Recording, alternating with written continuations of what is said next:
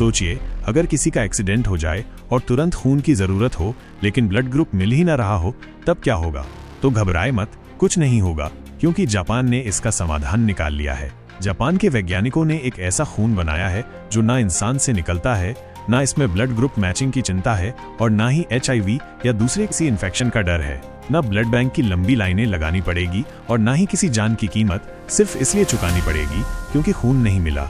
दोस्तों, जापान के वैज्ञानिकों ने ऐसा आर्टिफिशियल ब्लड बना लिया है जो किसी भी इंसान को दिया जा सकता है, चाहे उसका ब्लड ग्रुप कुछ भी हो। ये आविष्कार सिर्फ एक मेडिकल ब्रेक थ्रू नहीं, ये इंसानियत के लिए एक नई क्रांति है।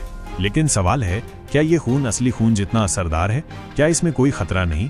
और क्या ये आने वाले सालों में हर हॉस्पिटल में दिखेगा? आइए जानते हैं इस क्रांतिकारी खोज की पूरी कहानी। Chapter 1, what is artificial blood? Artificial blood यानी कृत्रिम खून एक ऐसा रासायनिक मिश्रण है जो हमारे शरीर में असली खून की तरह काम करता है। असल में ये 100% खून नहीं होता, बल्कि ये सिर्फ रेड ब्लड सेल्स के काम को रिप्लेस करता है, यानी शरीर में ऑक्सीजन पहुंचाना और कार्बन डाइऑक्साइड बाहर निकालने का काम करता है। आर्टिफिशियल ब्लड में प्लेटलेट्स या व्हाइट ब्लड सेल्स नहीं होते। इसे मुख्यतः 2 तरीकों से बनाया जाता है। 1. Haemoglobin based oxygen carrier. 2. Perfluorocarbon. ये एक प्रकार की सिंथेटिक गैस होती है जो शरीर में घुल जाती है, लेकिन असली मास्टरपीस है इनकैप्सुलेटेड हीमोग्लोबिन, जिसे जैविक झिल्ली में लपेटा जाता है ताकि शरीर इसे अपना समझ के अपने में शामिल कर ले, इसको रिजेक्ट करके बाहर न निकाल दे। Chapter 2, requirement of artificial blood. WHO के अनुसार हर साल दुनिया में लगभग 11 करोड़ यूनिट ब्लड की जरूरत होती है, लेकिन डोनेशन सिर्फ 8 करोड़ यूनिट ही हो पाता है। कई बार सही ब्लड ग्रुप न मिलने से मरीज की मौत हो जाती है। आपदाओं, युद्धों या ट्रांसपोर्ट की कमी से ब्लड पहुंचाना नामुमकिन हो जाता है। कोल्ड स्टोरेज की कमी से कई लीटर खून खराब हो जाता है। HIV, हेपेटाइटिस जैसे वायरल इन्फेक्शन के खतरे की वजह से बहुत सारे लोग ब्लड देने से डरते भी हैं।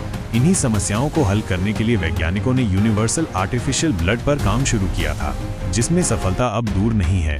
Chapter 3, the development of artificial blood. Artificial blood पर अमेरिका, ब्रिटेन और भारत जैसे कई देशों ने काम किया है, लेकिन सबसे बड़ा और सफल ब्रेक थ्रू जापान के नेशनल डिफेंस मेडिकल कॉलेज ने किया। 2020 में उन्होंने एक ऐसा आर्टिफिशियल ब्लड तैयार किया जो सभी ब्लड ग्रुप्स के लिए यूनिवर्सल है। ये ब्लड वायरसेस से 100% मुक्त है, बिना रेफ्रिजरेशन के 2 साल तक स्टोर किया जा सकता है और इमरजेंसी में तुरंत चढ़ाया जा सकता है। इसका सफल एनिमल ट्रायल हो चुका है और अब इसका इंसानों पर ट्रायल 2025 से शुरू हो चुका है। आर्टिफिशियल ब्लड में मौजूद इनकैप्सुलेटेड हीमोग्लोबिन शरीर में जाकर हमारी RBC की तरह काम करता है। ये ऑक्सीजन को पकड़ता है और धीरे धीरे शरीर की कोशिकाओं तक पहुंचाता है। खास बात यह है कि ये शरीर में जाकर टूटता नहीं है और किडनी या लिवर पर कोई असर नहीं डालता। Chapter 4, is artificial blood safe? Artificial blood को लेकर सबसे बड़ा सवाल है, क्या ये सुरक्षित है? तो जवाब है, अब तक के एनिमल ट्रायल्स में इसे पूरी तरह सेफ माना गया है। अब तक के ट्रायल्स में ना कोई एलर्जिक रिएक्शन और ना कोई ऑर्गन डैमेज के मामले सामने आया। हालांकि कुछ शुरुआती वर्जन्स में ब्लड प्रेशर कम होना या हेडेक जैसे साइड इफेक्ट्स देखे गए थे, लेकिन नए जापानी फॉर्मुलेशन में ये समस्याएं नहीं पाई गईं। अब ह्यूमन ट्रायल्स के बाद ही पूरी तस्वीर सामने आएगी। वैज्ञानिकों का दावा है कि 2030 तक ये ब्लड दुनिया भर के हॉस्पिटलों में होगा। Chapter 5, the future of artificial blood. जहां एक और आर्टिफिशियल ब्लड जीवन बचाने वाला बन सकता है, वहीं इसके साथ ही कुछ चुनौतियां भी हैं। इसकी कॉस्ट अभी 1 यूनिट का 30,000 रुपए से 50,000 है, जो कि बहुत ही ज्यादा है। अभी ये सिर्फ RBC का काम करता है, प्लेटलेट और WBC अभी संभव नहीं हुआ। FDA, WHO अभी तक इसे रेगुलेटरी अप्रूवल्स नहीं दिया। कुछ देशों में रिलीजियस या एथिकल विरोध भी है, जैसे ये प्राकृतिक नहीं है।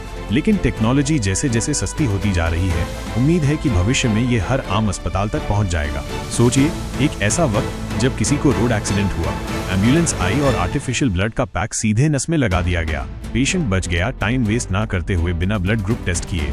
या युद्ध के मैदान में सैनिक को चोट लगी और ड्रोन से आर्टिफिशियल ब्लड पहुंचा। या कोई गांव जहां हॉस्पिटल 100 किलोमीटर दूर है, वहां भी तुरंत इलाज संभव होगा। आर्टिफिशियल ब्लड की वजह से ब्लड डोनेशन के दिन खत्म हो सकते हैं, तब ब्लड बैंक्स की भी जरूरत नहीं रहेगी। मेडिकल साइंस में ये उतना ही बड़ा कदम होगा जितना बड़ा एंटीबायोटिक्स का आविष्कार था। भारत में भी कई संस्थान आर्टिफिशियल ब्लड पर रिसर्च कर रहे हैं, जैसे AIIMS Delhi, IIT Bombay, DRDO इत्यादि।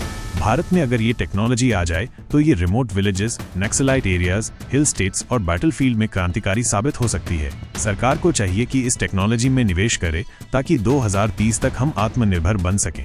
कंक्लूजन, आर्टिफिशियल ब्लड एक ऐसी खोज जो इंसानी जान बचाने का तरीका ही बदल सकती है। ये सिर्फ खून नहीं है, ये जिंदगी की नई उम्मीद है।